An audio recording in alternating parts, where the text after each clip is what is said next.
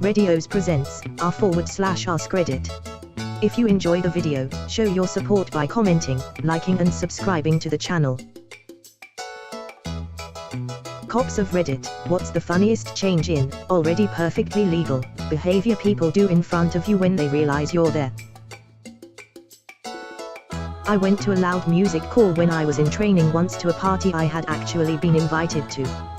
The party was to celebrate passing a grad school test in the first week, so we weren't all close friends yet and didn't expect them to recognize me in uniform. No one really knew I was a cop. I walked up to the patio and immediately saw a kid I had been hanging out with that day stoop down to set his beer down and take a step away from it. Started laughing and called him out by name for doing it so blatantly. Dude was over 21 and kept showing me his ID to prove it even though I never asked. I like when people going the speed limit are scared to pass a cop.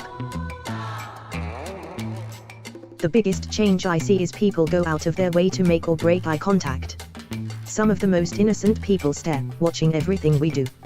At the same time, the guiltiest person doesn't want to be seen at all.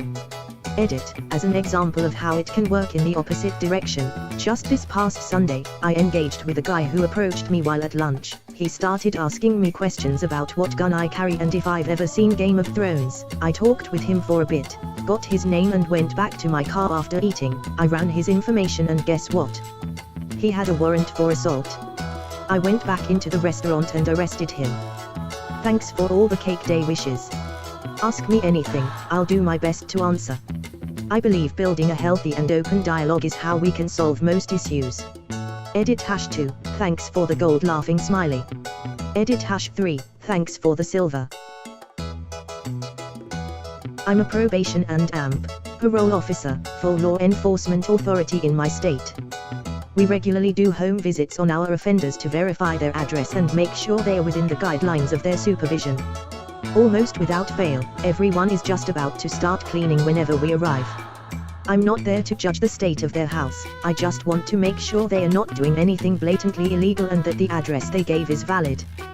But they always point out a completely dry mop with no soap or water around to somehow show that they are good people. Whatever, there's worse things they could be doing. I once pulled over a woman for speeding and as I'm getting out the car she leans out the driver window and screams, "Officer, I have a gun," while frantically waving both hands out the window. She looked like a swan flapping its wings and making noises. I'm trying to hide my laughter while telling her to step out of the vehicle. I lost it when she wobbled out the car 8 months pregnant and was waddling like a duck. I told her to sit back in her vehicle and I had to recompose myself. We had a civil discussion on the appropriate way to inform a cop you have a firearm without looking like a suicidal lunatic. To this day I will randomly think of the pregnant swan woman and laugh. Doing the proper speed limit, noticing a cop at a speed trap, and still braking, causing a chain of traffic as people have to stop because you stopped, Mitchell. Not exactly along the lines of your question, but it reminded me of a funny story of a seemingly innocuous violation. I used to be a cop in a medium-ish size city. Patrolling at night I found a guy who had his clearly very young kids shooting Roman candles out of their hands late at night, like 2 a.m., near the 4th of July. I pull up, tell him not to let his kids hold the fireworks, and that it was way too late for this, blah blah. If I saw it again I'd give him a ticket for the ordinance violation and maybe endangerment, blah blah. I never really cared too much about fireworks, but it was very late and the kids were clearly too young to give flammable objects to, Murray Day or not. I drive away and a few minutes later I see lights in the sky again. I sigh at the idiocy of some people and starting driving back to his house. When he sees my patrol car coming around the corner he yells at his kids to run back in the house. They do so. Still carrying their recently lit Roman candles. I watch the colors blaze in the living room windows for a minute, knock on the door, and ask him if anyone is hurt.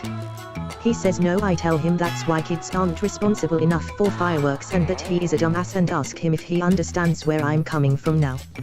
He agrees. I left and had no further problems with him that night. I encountered him again a year or two later on a suspicious vehicle call. Apparently there is a running car sitting in a sketchy trailer park late at night and it's been there for some time in the middle of the road. I arrived, approached the car, vaguely recognized him, and then realized his leg was a mess. Further investigation eventually revealed that he was living with a married couple and the husband came home from work to find his wife playing with Roman candle dude's Roman candle. Another bang goes off in the house, but this time it's hubby's revolver. RC dude flees the house in his Mercedes but was too dumb /scared /exsanguinated to go to a hospital, so he eventually passed out until I got there. Originally he wouldn't tell us what had happened or where he lived, but eventually I recognized him as Roman candle dude, remembered where that house he tried to burn down was, and we went over there to check it out while he went to hospital. The whole place was covered in blood and still had a scorch mark on the living room carpet from a Roman candle. Hubby went to jail. Roman candle dude's kids, who were with their mom somewhere else at the time, got to keep their father, arguably a good thing, and that's about the end of the tale of RC dude. Edited a bit for clarity /mobile formatting issues. TLDR, if you're too lazy to read my meandering storytelling method, then I'm too lazy to condense the infamous Roman candle dude's life story for you. That would just be disrespectful to his legacy. Not a cop but witnessed it. Saw a middle-aged man hide his beer in a planter when he saw a cop. We were in a beer garden. Cop wasn't even on duty yet. He was there to drop off a birthday card to a friend before he started his shift. Side note, daffodils are bad for securing drinks. Beer fell. Edit, so, because this is a commonly mentioned theory, his stunt would make a bit more sense if he was on parole or something else that placed an alcohol restriction on him. Having said that, the city is what you might call busy when it comes to crime. Even if, by some fluke, a cop happened to be aware you were on parole, and in a metro region of several million, that's a big if, the city cops generally have a reputation of somewhat ignoring that kind of stuff unless they already had a bone to pick with you. Of course, it's not unbelievable that a drunk would fail to come up with a play it cool plan. I would like to think his friends, who found all of this rather funny, would have been more concerned if he were on parole though. Granted, crappy friends certainly exist. I still advise against the use of daffodils in concealing a drink that you may or may not be allowed to have. Pulling up at a four-way stop and the person on another side immediately puts on their seatbelt, drawing attention to something I never would have noticed otherwise. Teenagers often run away when seen outside at night. They don't realize that we wouldn't chase them if they just didn't run. It just makes them look like they have done something illegal or they have drugs / alcohol on them, which is often the case. Driving. Anything driving related.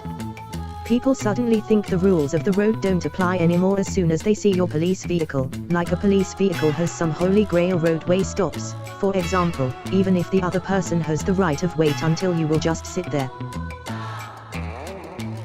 Not a cop, but I have a concealed carry permit and I always start reciting in my head how I'll let him know it's there if he approaches me at all. If I didn't, I'm afraid I'd say something stupid like, "Hi, officer. I have a gun," rather than "I have a duty to inform you that I am licensed to carry." In Michigan you are required to make that known as soon as reasonably possible whenever interacting with law enforcement. My favorite story told to me by a co-worker, call him Mike. Mike was fishing on a lake when a game warden walked up. Mike knew this game warden, and knowing that the game warden is on the heavier side, Mike immediately drops his pole and takes off running. The game warden, who thought Mike was fishing without a license, takes off to catch him. Mike leads him on a chase for a while till he stops, looks at the game warden and says, "Wait, I have a fishing license." The game warden was at Mike for making him run through the woods. I remember reading about a state trooper who was driving below the limit and nobody wanted to pass him. There were many cars behind him. Finally someone passed him and the state trooper pulled them over and told them he was about to go off duty and had picked up a gallon of ice cream to take home but then got called back. He decided the first person brave enough to pass him would win the ice cream. I love that story. As a training cop in Florida, I can see the Florida Man headlines. When someone suddenly puts their hands in their pockets or suddenly takes them out. Not a cop, but I drove a Chevy Caprice that used to be a cop car when I was in high school. It had the side spotlight still attached. It was fun having cars go for a pass on the highway and then immediately slow down when they got beside me. Happened more often if I wore aviators. We don't see many armed police officers in the UK, so whenever I am walking around the city centre and see uniforms walking around with MP5s, I suddenly become hyper-aware of my surroundings just in case bullets start flying. Thanks for watching. Don't forget to comment, like and subscribe.